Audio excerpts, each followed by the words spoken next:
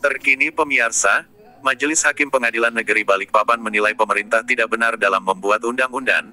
Hal itu terungkap dalam sidang perkara nomor 240-PDT-G-2023. Tiba-tiba setelah Ketua Majelis Hakim diganti, ironisnya 3 orang hakim kepada advokat selaku kuasa hukum M. Darwis dari pengacara Gapta, kompak menolak pakai hukum acara dan serunya lagi Majelis Hakim menilai punya hak buat aturan sendiri dalam mengatur hukum acara.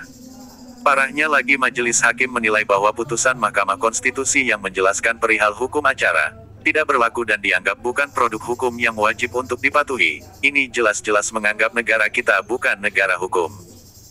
Karena mereka tidak wajib mematuhi hukum dan konstitusi, inilah salah satu alasan kenapa selama ini peliputan perkara-perkara di pengadilan sering dilarang untuk diliput diduga untuk menutupi kejahatan hukum, ungkap Richard.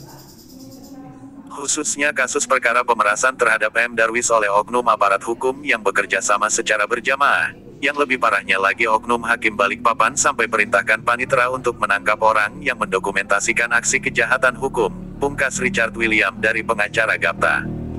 Bersama media www.bkrnews.or.id, kritis terhadap lingkungan dan penegakan hukum Selasa tanggal 21 November tahun 2023 dari Balikpapan melaporkan.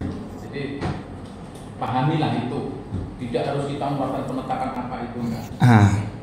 Jadi penolakan itu kalau saudara belum bisa nentuin, monggo di luar aja, enggak boleh duduk di sini.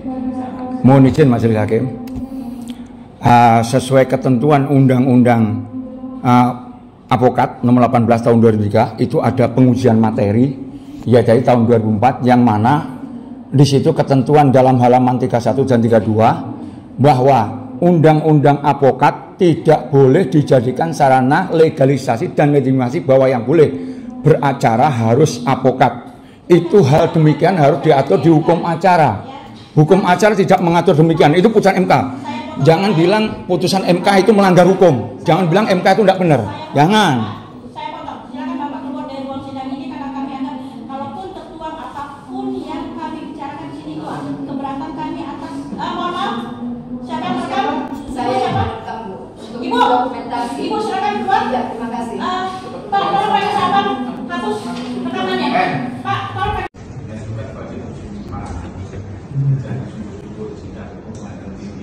Kan artinya harus disumpahkan tadi. Jadi kalau nggak disumpahkan, nggak bisa terima hukum. Ya, jadi pahamilah itu, tidak harus kita melakukan penetapan apa itu enggak.